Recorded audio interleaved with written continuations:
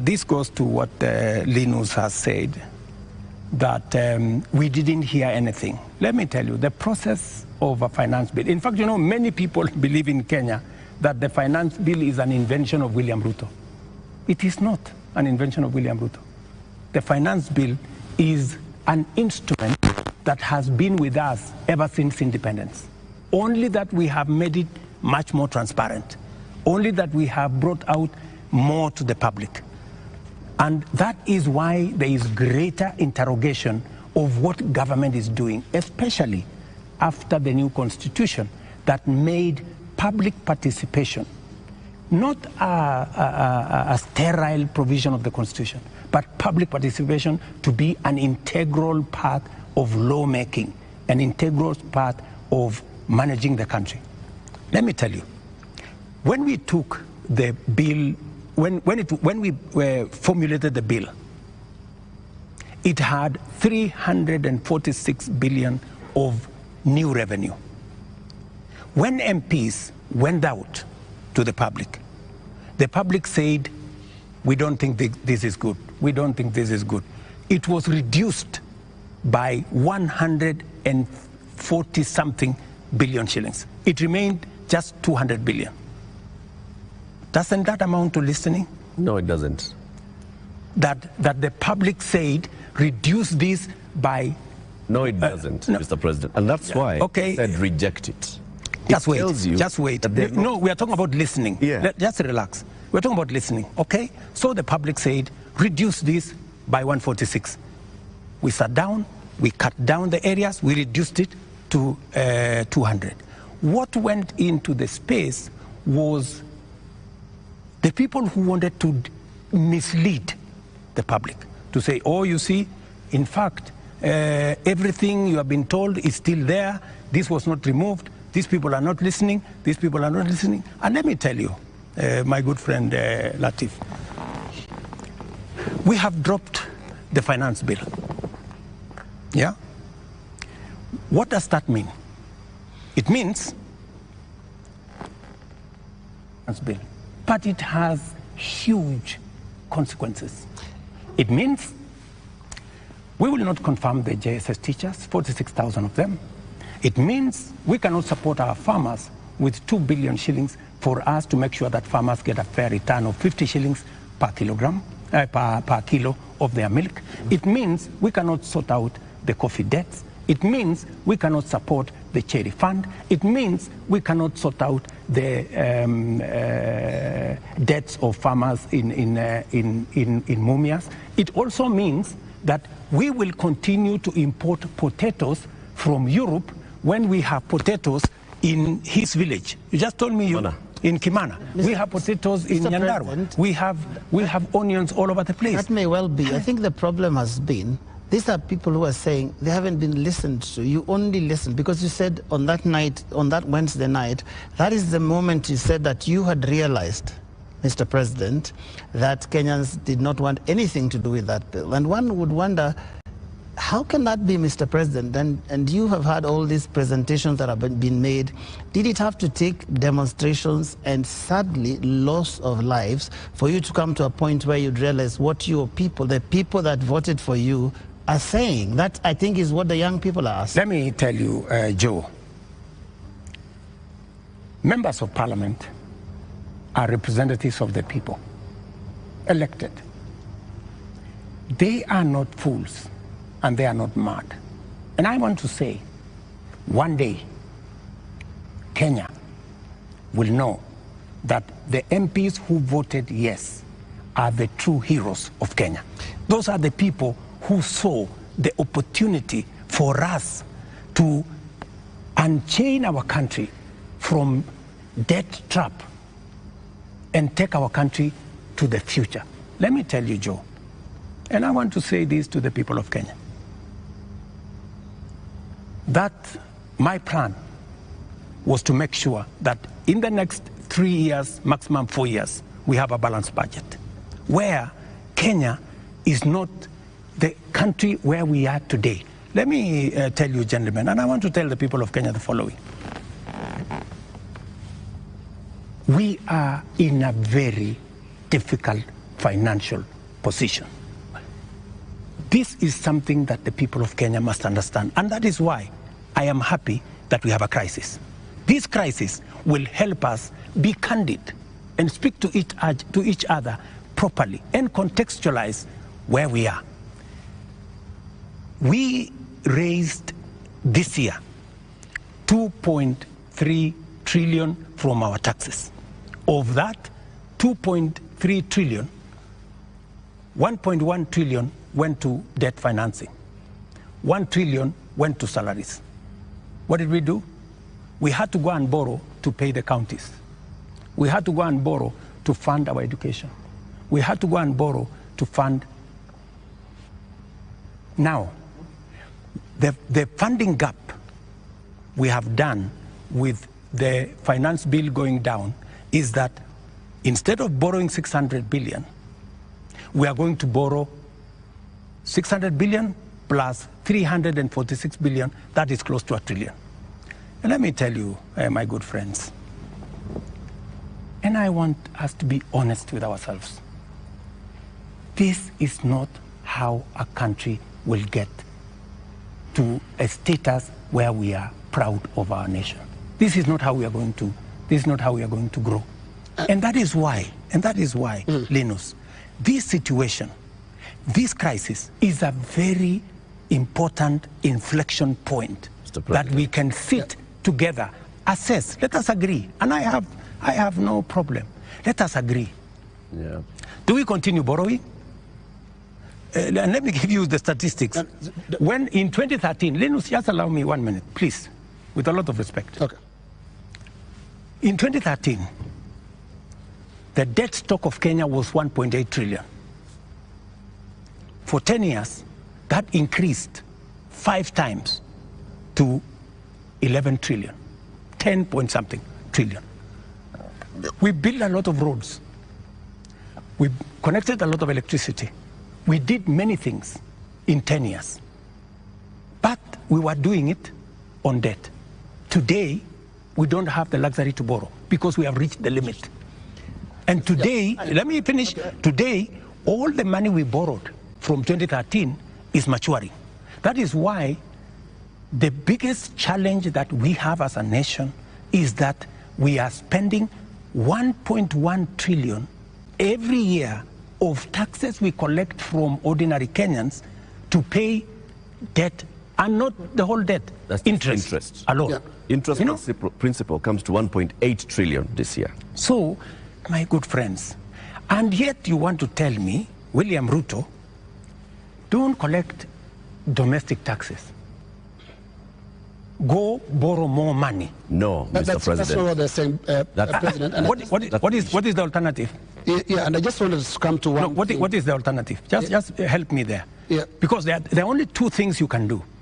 Either you raise money from taxes or you borrow, period. There is no magic here. There are Kenyans, Your Excellency, right now who do not listen to all that. Yes. They are not interested in that. That's okay, but that's the reality. But if you do not want to listen to reality. Hang on, Your Excellency, because I need you to address a very important issue here.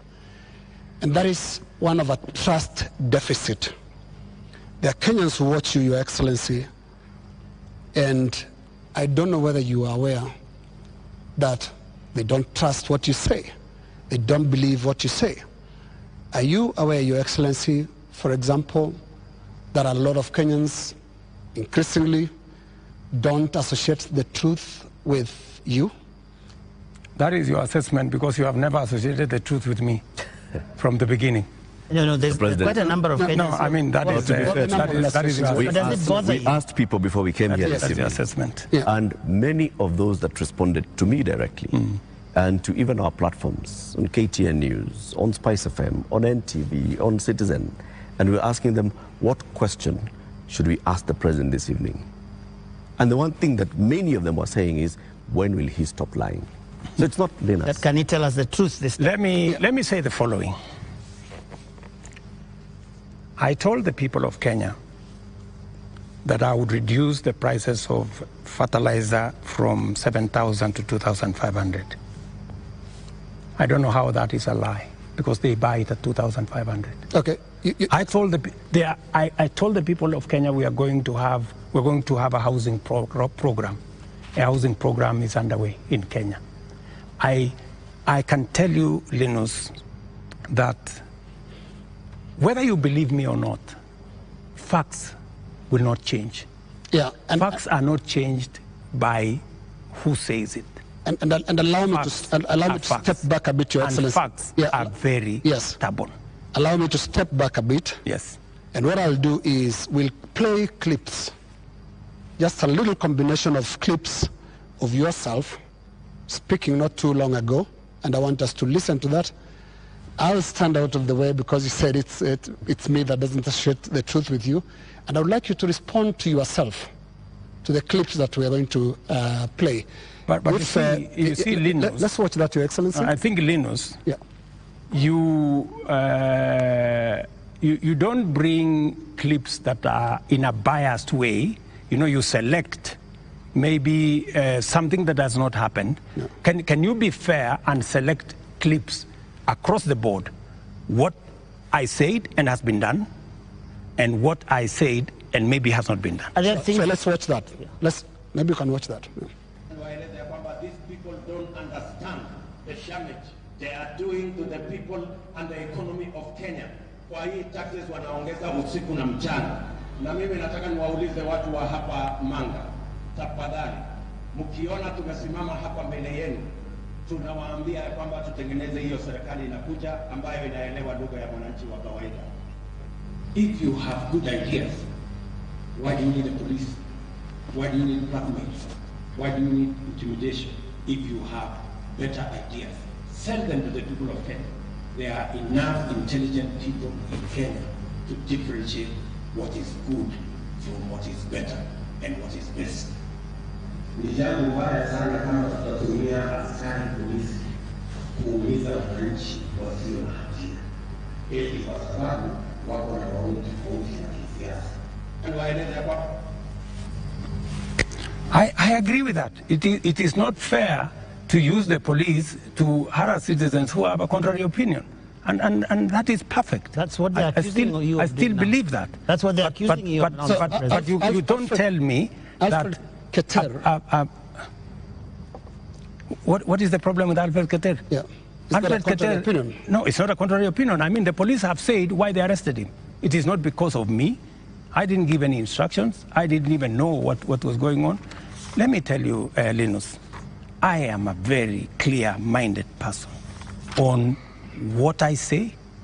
When it is the police, I have said, many of the people who opposed me, many of the people who were very scared about what I would do when I become president, even the people who did worse things against me, I have never gone after them because I don't believe in settling political scores using the power of state or using the police. Let me also say the following. When I talked about the taxes that I was on the campaign trail, yes. I was addressing in the campaign trail, it was very obvious that when at that time we were in subsidies, that did not make sense. It is because I removed the subsidies and I changed and put production support. That is why today the price of unga has come down from 240 to 100, because I changed the model. I changed the configuration, and it is giving us results. But are you aware, Mr. President, that the thing, perhaps apart from now the police brutality that people associate you the most, is the issue of taxes? I'm sure you know the name they call you. You've actually talked about it even yourself. This guy that they want to come down. Let me tell you, my good brother, Ageo. When I came into office and I assessed the situation, and it was no longer possible for us to borrow money, I had to be honest with the people of Kenya. I had to tell them we have two options, right? And even as we imposed taxes, we explained, we made sure that there was adequate, elaborate public participation on what it is that we were trying to achieve. And let me tell you the following. I have done the best that I could globally. Today, our country has tremendous respect from many quarters globally because of what I have done. I have raised the profile of our country. Today, I was in Narok, and the tourism numbers in 2022, 1 million tourists. In 2023, last year, 2 million tourists. This year, by God's grace, we will get to 2.7 million tourists because of the profile that I have done for the country. I know somebody will say that, that there is no truth in that, but call the tourism sector. They will tell you themselves that all hotels in Kenya today are operating 80% upwards, which is a new phenomenon in Kenya. I will also tell you that the international community have developed enormous confidence in Kenya. I see people who are saying, why did William Ruto go to China? Why did William Ruto go to Europe? Why did William Ruto go to America? Let me just tell you the following. When I went to China, we got money to be able to put equipment in 70 of our technical training colleges. Today, the contract has been signed, the equipment is being manufactured. When I went to China, we got money to build Bosto Dam that has been waiting, that will serve the counties of Bomet and Kericho. When I went to China, we got money to build, we got 30 billion shillings to build roads in Nyandarua, in Kirinyaga, in 8 other constituencies in Kenya. That's why I went to China. When I went to America, we got a $1 billion facility to be built in Naivasha that is going to be the biggest data center in Africa, funded by UAE, working with Microsoft and Kenya. When I went to the US, we also agreed Kenya became the only country in Africa that is going to benefit from the CHIPS Act, where we will be manufacturing computer chips with other countries. Kenya will be among the first, will be actually the only country in Africa that will benefit from that. And so many of the young people who I see today, those are my targets for the future. So it doesn't bother you that there's this tag on your head as a president who has overtaxed Kenyans, and that the sufferings that we are going through is because of excessive taxation that you have imposed on Kenyans? That is what I was asking about. You see, if I am called Zakayo, yeah, because I have explained to the people of Kenya that the option we have is, if we continue borrowing, we will go down the cliff. If that is what is going to take Kenya to be saved from a debt default, I don't mind being called Zakayo, because it is a sacrifice worth making. Mr. President, every morning on Spice FM, we have 4 hours of a talk show. And many times we ask people, even those who come to the show, to tell us what is it that the nation is saying when we are seeing people out on the streets. And many of them, even when we said that we were coming, you have invited us to come and have this conversation this evening, they said, tell the president that he's tone deaf. And we ask why and how. And they say, when William Ruto took over as president, he took over a budget of 3.2 trillion shillings. He went to Parliament and he said, Honorable Speakers, I believe that this budget is too high. We should cut it by 300 billion shillings. So you believed barely 1.5 years ago that you can run the country with 2.9 billion shillings, trillion shillings. Barely a few months, you went to Parliament and requested to spend 3.6 trillion shillings. This year, you went to Parliament and initially requested to spend 4.2 trillion shillings. And what do they see in return? They see extravagance in government. They see a government that is pushing gung-ho to employ new people called CASs. They see a government that is purchasing new motor vehicles and trips that are extravagant. They see opulence with those that are close to the president appearing in public carrying wads of cash. They see condescending attitude from those who serve in this government when they're asked, why are you spending? And they respond the way they respond. Your advisors speaking the same. And so they see a government where the president is telling people, we are going to live within our means, we are all going to tighten our belts, we have austerity. They end up with their children not going to school because for months JS teachers are on strike. They end up with, right now, 91 days where clinical officers have not been to work. 91 days, Mr. President. We ended up with intern doctors going on strike for weeks because the government says it has no money. We end up with people going to the hospitals and there's no medicine. We end up with people who are being told that we don't have money to pay salaries, or we don't have money to pay salaries and also having development. Yet, they see all this extravagance and opulence from those in power. You are tone deaf, Mr. President, that's what they say. Well, I guess that's why we must have a conversation. That's why we must have a conversation.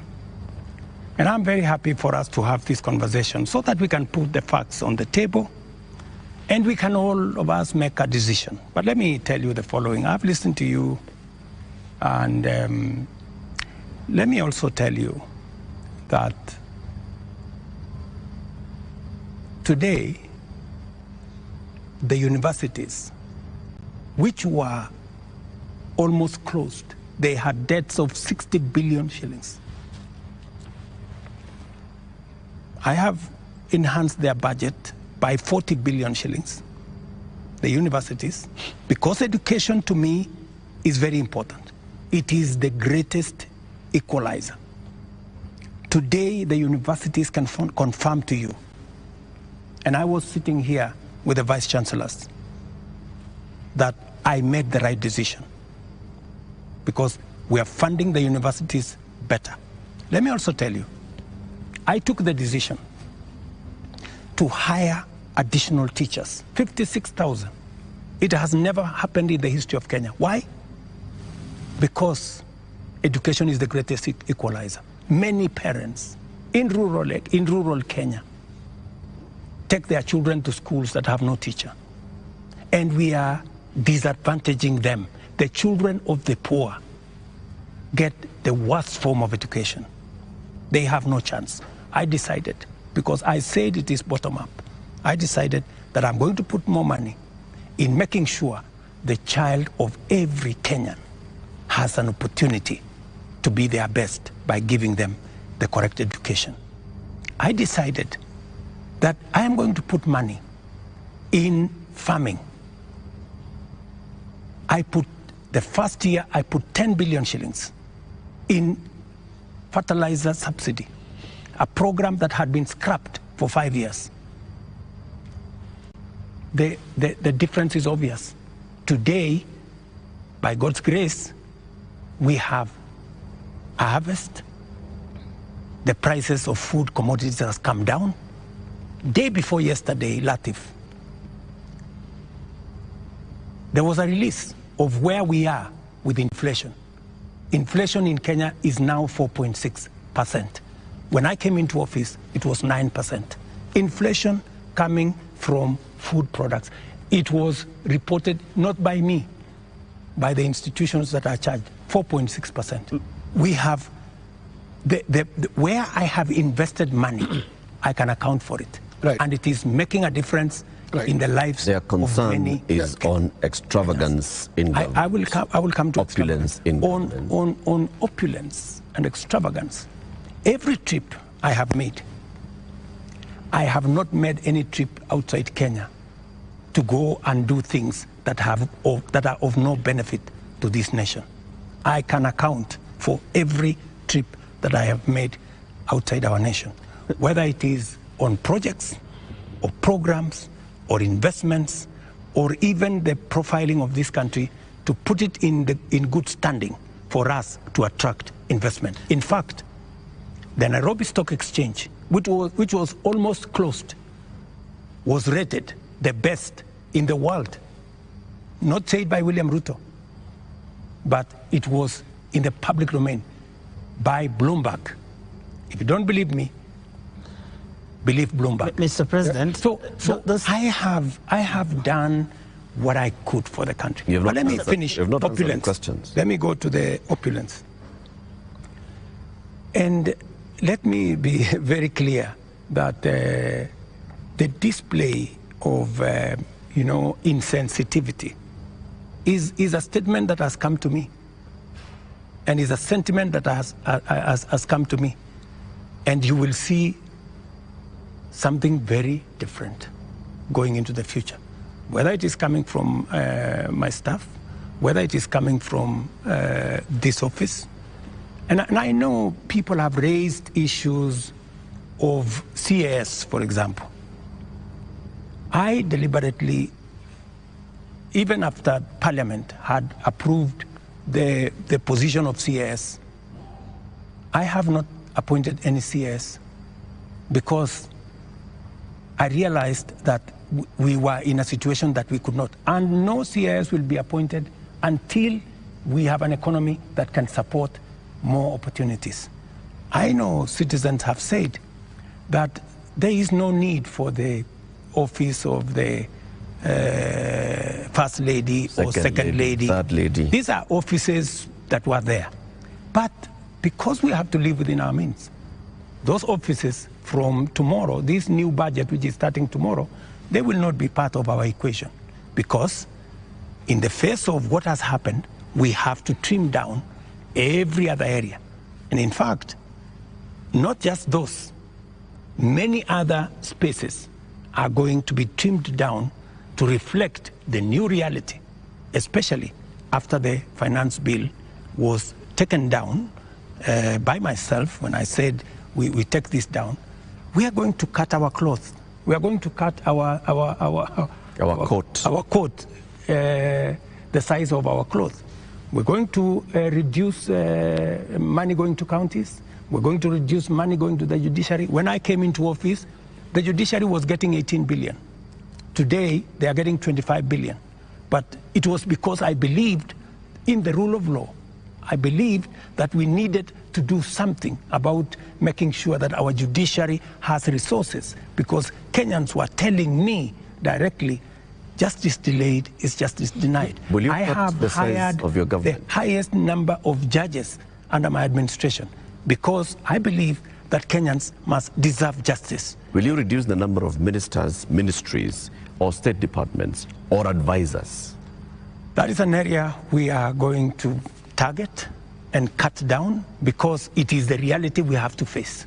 Mr. President, when things like this happen elsewhere, this is a whole finance bill that's been taken down. Correct. You have people who have been advising you on financial matters. You have people who have been advising you on political matters, listening to the people. You have advisors who have talked down at Kenyans, who have called them spoiled kids, KFC, Java, and whatnot. And you have people who have been around you talking into your ear with regard to some of these things. And many people have ventured to actually say that this amounted to a vote of no confidence. Is there going to be some kind of shake-up that actually acknowledges that this is not where we should have been, and therefore, I am sorry, Kenyans, and this is what I'm doing about it? Because short of that, how are we to know that we will not find more of the same? Watch this space. There are those who have said, now that clearly there are many people who have lost confidence in Parliament, there are those who have lost confidence in you, that maybe the way to regain the legitimacy is to go to an election. There is no provision. You know, we are a country of the rule of law. Yeah? We must, whatever it is that we do, we must keep it within the parameters of the rule of law. And we cannot take what has happened over the last 2 weeks or thereabout and say we are going to abrogate our constitution. I think we will be going towards anarchy. And I don't think that is where we want to take our country. There is a demand on me as president, and I have said, because of where we are, because of what has happened, there is going to be a thorough cut down on many things, whether we are talking about allowances, maybe even we should have a conversation around salary. We had a meeting here with MPs, and even them, they are persuaded maybe it is time to ban Harambes so that we remove avenues of people participating in largesse demonstration of, opulence. And I want to tell you that I am going to take action. I am going to work on this.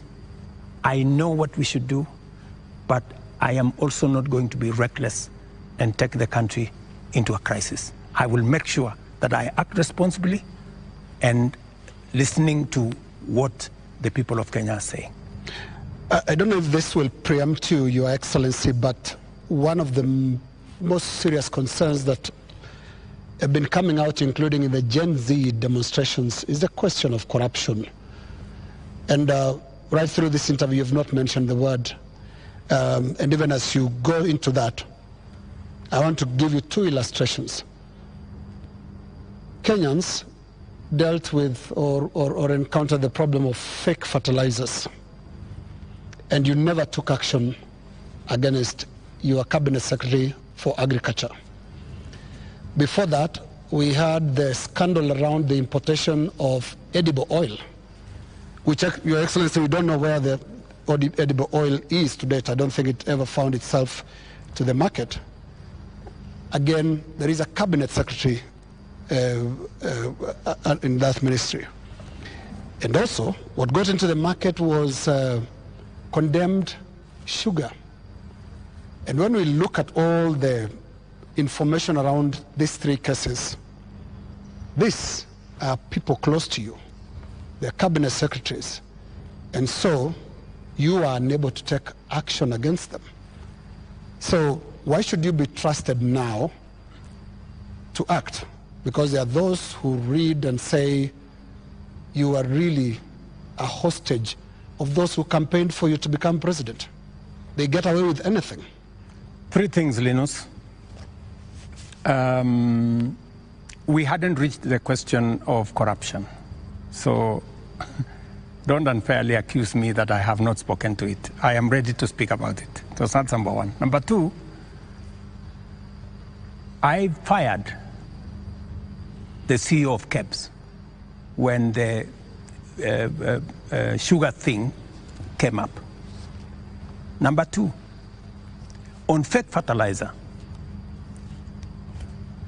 the minister, Mithika Linturi, was taken through a process in Parliament.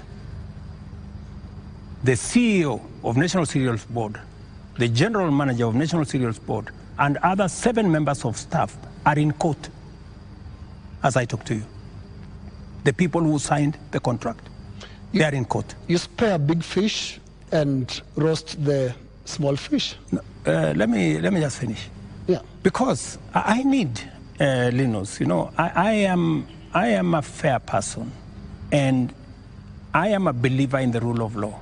Even though I may not like you, but I must respect that there is a due process. The moment, we will have a minister who is charged in court, meaning there is evidence that they have participated in crime. Believe you me, I will take the action that is necessary. But if somebody is taken through a process and that process comes out without an indictment, I mean, surely we must give somebody the benefit of doubt until it is proven. And the fact that the CEO general manager and all the people that were there who actually evidence was found have been arraigned in court. Isn't that a step in the right direction? What a political responsibility. What a political responsibility. Let me finish. And then number 3, the other one you asked me was edible oil. The people who are involved in edible oil, I fired them, and they are in court. We have a new management in Kenya National Trading Corporation. In fact, we've just hired a new management for the Kenya National Trading Corporation. So those are actions that I have taken. And for your information... Void of what Joe is calling political responsibility. Yeah. But you see, else in the ministry can be... But you see, gentlemen, if there is no evidence against a minister, surely, do you want me to fire somebody if there is no evidence? You know, there was a time, Uhuru Kenyatta, as I served him as his deputy, removed 6 cabinet secretaries. But eventually, they were found that they were innocent, and we had to appoint them to be ambassadors. You know, so some of these, you know, actions must be tampered with process of law, you know, due process. So unless we follow due process, gentlemen, we will end up being something else. Up to this, just a moment, Eric, in a moment, because up to this point, Your Excellency, if I don't want us to lose the context, the last 2 weeks have been extraordinary. We've never seen anything like this. You have KDF troops in the streets of Nairobi. Up to this point, Your Excellency, and including on the question that I've just asked you of accountability within your government, do you think you are addressing the grievances that have made thousands of Kenyans across the country in places that were unimaginable to get out to the streets to say Ruto must go? Do you think up to this point they feel you've addressed their grievances? I am not in their space, so I am doing what I believe I should be doing. I have taken the responsibility to withdraw the finance bill with all the attendant consequences. That I have done. I know what it means, and I know where it takes the country, and it is not a simple decision for me to make. And for your information, the finance bill was going to take Kenya big steps forward. But it's a sacrifice I've had to make because of the political reality that we are in. But it will mean counties will have to take maybe 30 billion shillings off their budget. It means we have to reduce CDF by maybe 10 billion shillings. It means we have to rethink about what to do with JSS teachers. It means we have to put on the freezer. We wanted to hire another 20,000 teachers because there are kids who do not have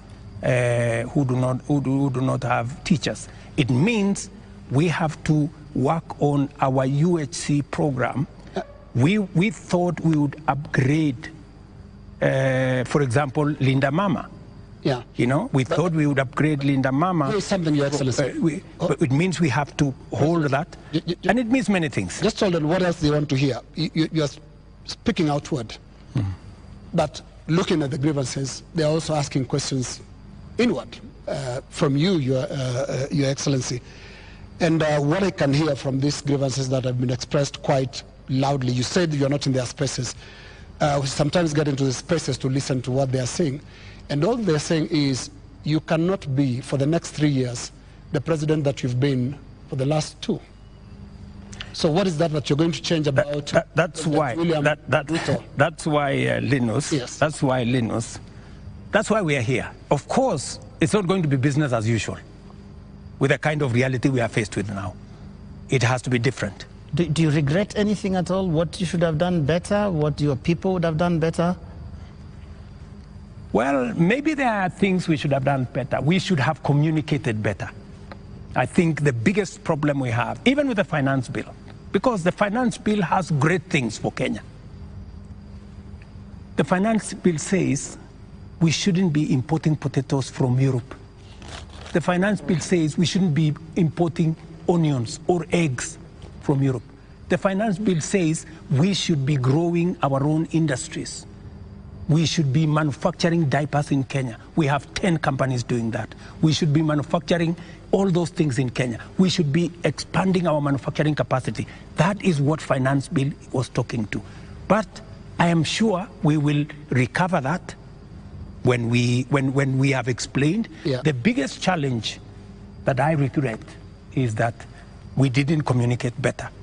Maybe we failed in explaining to Kenyans what the finance bill was all about. Because I promise you, if I am given a chance to explain to the people of Kenya what was in the finance bill and what the finance bill would have done for this country, every Kenyan would have agreed with me. But my regret is that they would say you were here, Mr. President. They said you would have explained.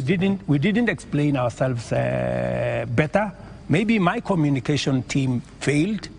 Maybe I'm sure my communication team failed. Our communication architecture did not deliver, did not get the message out to the people of Kenya. Yeah. In fact, if you look at what people were saying, they were saying, for example, there is a matter of land on the finance bill. There was no matter of land in the finance bill, not even a single line.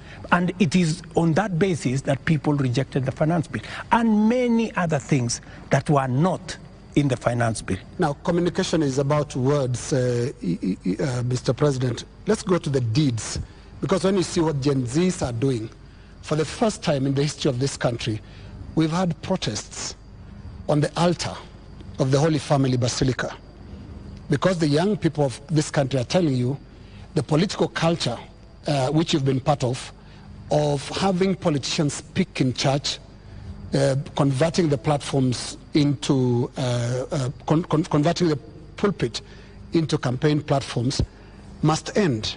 So I'm not hearing you addressing and looking more inward into this whole picture that the Gen Z is painting. They're not just talking about some of those things that you're raising. On that, Linus, I have even had an occasion to speak to church leaders here. On that, on matters of politics on the pulpit, I am 100% aligned. We shouldn't be using pulpits in churches or in any other places of worship to prosecute politics. It is not right. And I agree, we need to change that culture. We need to change the culture of Harambee. Harambee started as a noble exercise. It supported many people to go to school. It supported many people to deal with the challenges of medication and hospital bills. But I think it has been stretched. It bred corruption? It has stretched too far. And I think it's time, corruption? As a country, we must stop corruption. We must stop Harambees, because it is occasioning and it is breeding, if I may say, corruption. Yeah, because when your aid of a much lower pay grade donates 20 million shillings to a church fundraiser, there is something fundamentally wrong. And that is why this conversation is necessary, so that we can stop it. Conversation, Mr. President. On Wednesday, you said you are hearing that there's what the Gen Zs are saying, and you're going to initiate a conversation. We saw the head of public service release a press release saying that there is now a formation of a national multi-sectoral forum that will bring together all people. And you started having conversation with church leaders. The Gen Z, upon seeing this, are saying, we did not ask for a conversation. We asked for action. So what action is going to precede this conversation? Because the conversation is another talk. It reminds people of the NADCO talks, the BBI talks, IPPG talks that just happen and they just don't end. And people are saying, we want action, Mr. President, right now. We will participate in action, in conversations maybe later, but for now, Mr. President, yes, what's the action? I promised that I will engage the young people. Yeah, I promised. I was just making good my promise. And I promised a multi-sectoral forum, and that's what I have put out. I also promised that these are some of the topics I want us to discuss. I want us to discuss debt. I want us to discuss taxation. I want us to discuss unemployment. I want us to discuss corruption. I want us to discuss these issues. And it was a suggestion, and I am open. I am hearing that the young people are saying, we don't want a multi-sectoral forum. Maybe we should have an engagement with the president on X. And I am open to having an engagement with the young people on a forum that they are comfortable with. You're ready to digital? If they want me to engage with them on X, I will be there. At this point, Mr. President, do you think you know what the young people want? I have many young people in my house. Are they telling you all is well? The same ones that are in all these other spaces. And they want an engagement. They have ideas. They have suggestions. And I am open. If what we are doing on the digital space, on the housing program, on the export of labor, on manufacturing, if they have suggestions, I am open to those suggestions. They can improve, they can change, they can make new suggestions. And I also have a responsibility as a father, you know, because these are our children. I have also a responsibility to guide and to listen to them and to tell them, yes, on this, I agree. For example, on, let's not have a spouse's office. I agree. Let's not have CASS for now. I agree. Let us not have advisors. Advisors. We will agree. Let us not have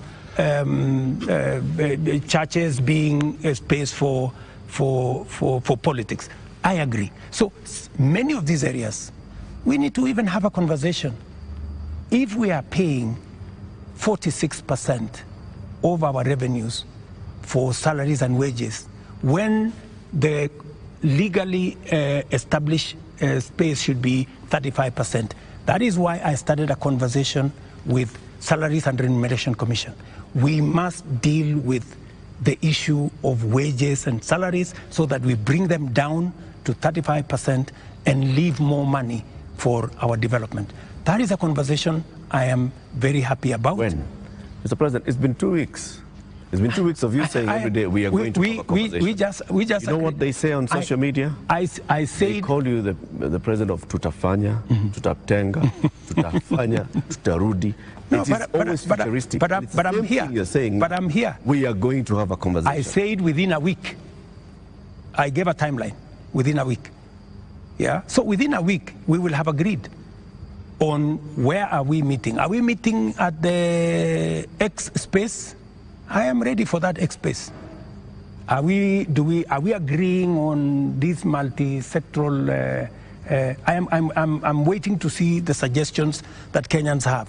I don't want to prescribe any suggestion, but when I give out a suggestion, I expect feedback. I expect people to say, maybe this is okay, maybe this is not okay, and then we agree on a way to move. Mr. President, any of them analyzing what you have actually said tonight on the issue of your advisors, your cabinet, what you're going to do, what Kenyans like to call heads that are going to roll as a result of this national shame, because that is what many people have called it.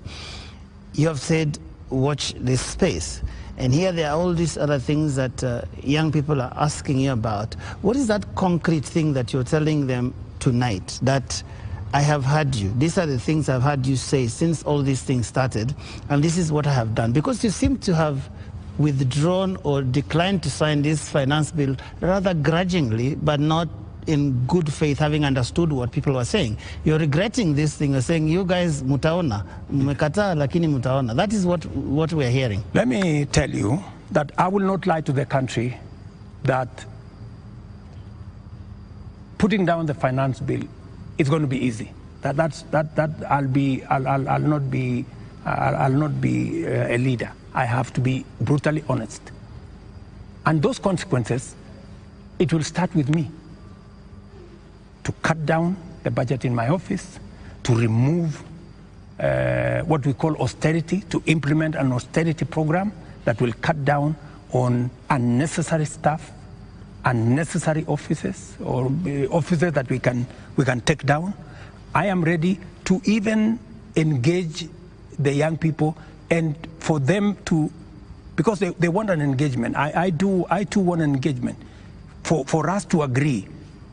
So what do we do with the debt? What do we do with the following? What do we do with the following? They will tell me, do this, fire so-and-so, fire so-and-so, do this. And I will tell them what is possible and what I think we could do it differently. Or are you telling me that I should just listen and implement without making a contribution to the conversation? I thought we are having a conversation. I'm just telling you what they are saying. I'm not saying anything else. I'm just telling you what I'm hearing, because yes, you did say you are not in their spaces, but I am in their spaces. And in 2 weeks, Your Excellency, by now you'd have known what you should do. And I mean, there are basics. Which 2 weeks? 2 weeks of the riots and 2 weeks of the protests. It's been 2 weeks. It started the other Monday. So let me ask you, Linus, the protests, I finally decided that because we didn't communicate sufficiently to the people of Kenya the import of the finance bill, and there was so much built around it, including a lot of fake things, you know, that were not in the finance bill. Many things that were not in the finance bill were used to fight the finance bill. And you know, at some point, many people did not even care what was in the finance bill. Do not care. I think, you know, at some point, you know, as leaders, we must stop somewhere and say, we have a country to run. I mean, we cannot be reckless.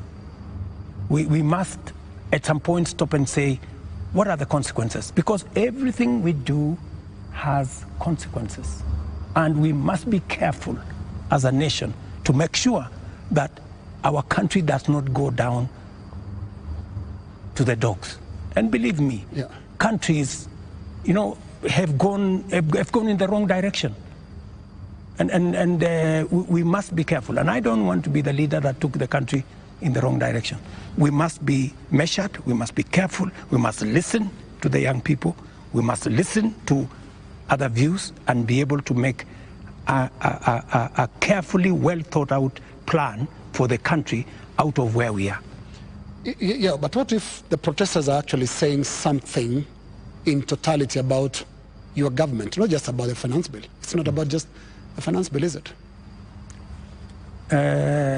Linus, as I have told you, we are a democracy.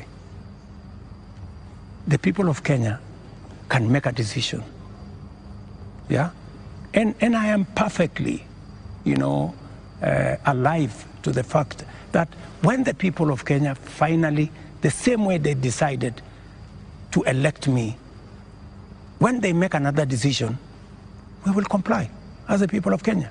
You know, that's what a democracy is all about. You know, people can vote in a government, people can vote out a government for whatever judgment the people have. So I want to be very clear to the people of Kenya that I will do my best to make sure that I tell the country the truth and I take the country forward. And I am committed to that. And I can see Kenya changing.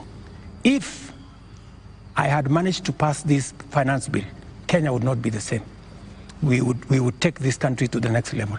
The kind of investment I have made, the kind of collaboration with many friends that we have done, we would begin to see this country soaring into the future.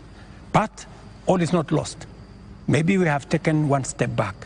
Sometimes maybe it is necessary to take one step back to be able to take many steps forward. And that is my thinking of this situation. But surely it must bother you, Mr. President, that 2 years ago you ran such a euphoric campaign with things like Hatupangwingwi, and 22 months down the line, your State House is surrounded by the military. The military tanks, scary as they are rolling on the streets of major cities.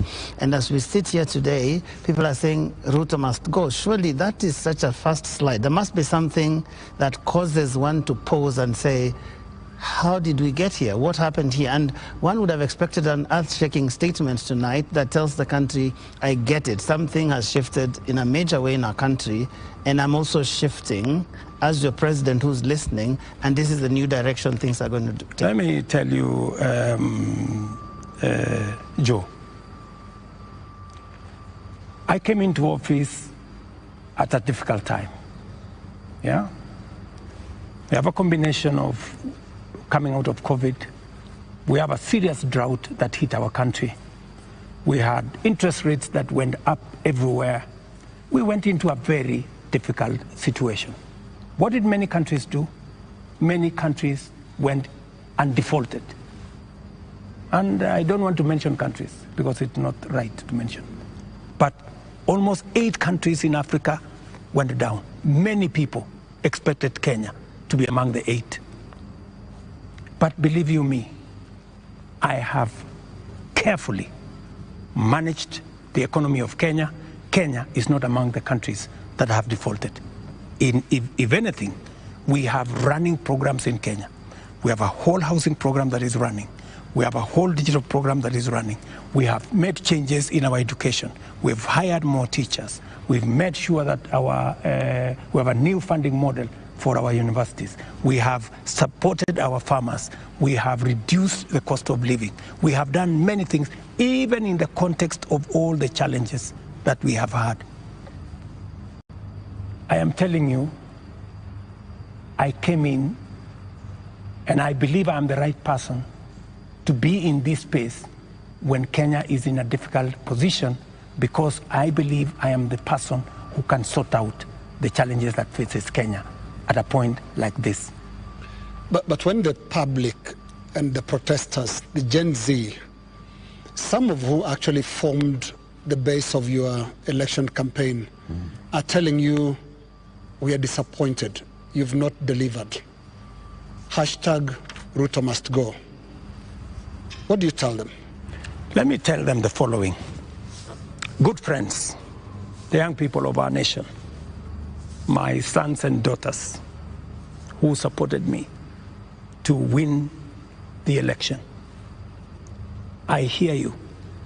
In fact, I saw, I think it was on your headline, a gentleman from my village who was saying, the president has let us down.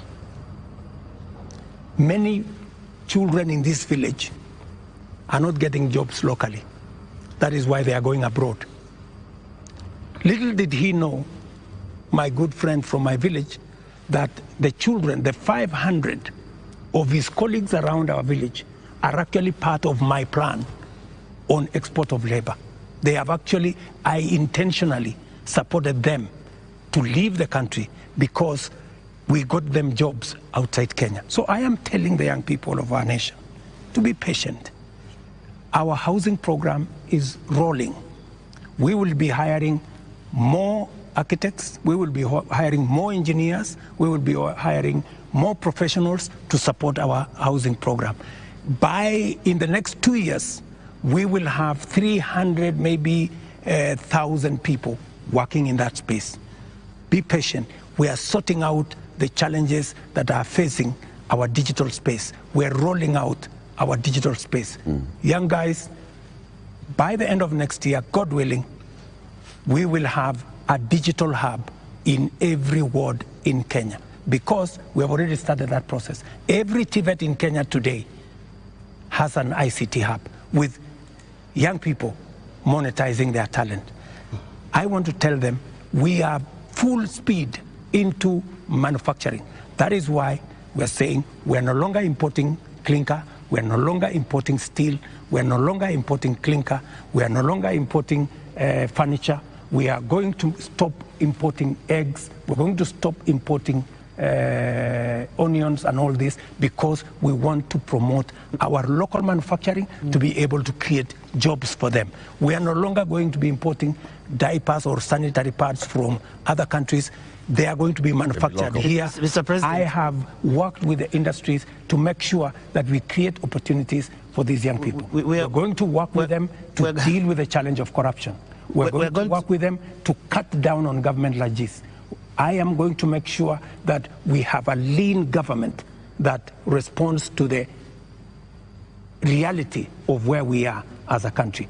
That is what I am telling my good young people. The young people. There's another group of young people. Please speak to them directly. Yes. The young doctors who are in university graduating this year, yes, who are going to look for internship correct, the next year. The young JS teachers who were on strike a couple of weeks ago, who are expecting to be absorbed into full permanent and pensionable contracts correct this year. The young clinical officers also who are graduating and they expect to go on internship. The other clinical officers who are hired on contract during COVID and other programs that are just contracts, and contracts are coming to an end. I am telling the JSS teachers, I had factored in 18 billion shillings in this year's finance bill to be able to transfer them to permanent and pensionable. Because in my phone, so many of them have asked me, Mr. President, we came in, we had an agreement that we are going to be interns for 2 years, we will move to permanent and pensionable. Although I don't have the finance bill, I want to tell them, give me a bit of time, let me figure this out, how we are going to do it without the finance bill. We had also put 3 billion shillings for the doctors so that we can be able to sort them out, especially the intern doctors and those who we intended to hire to under our UHC program.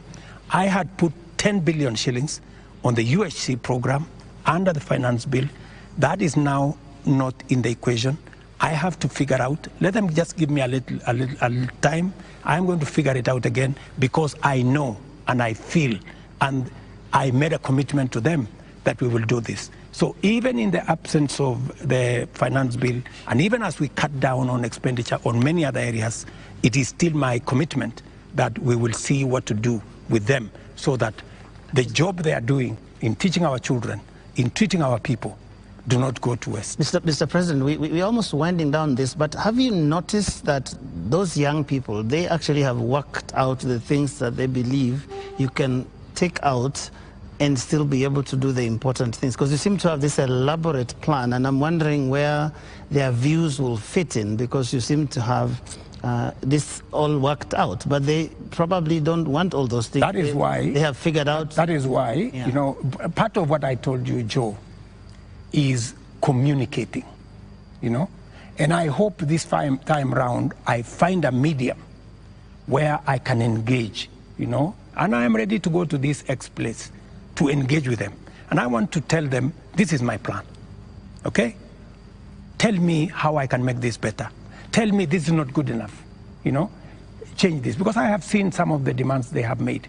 They have said that don't hire CASs, and I agree with them.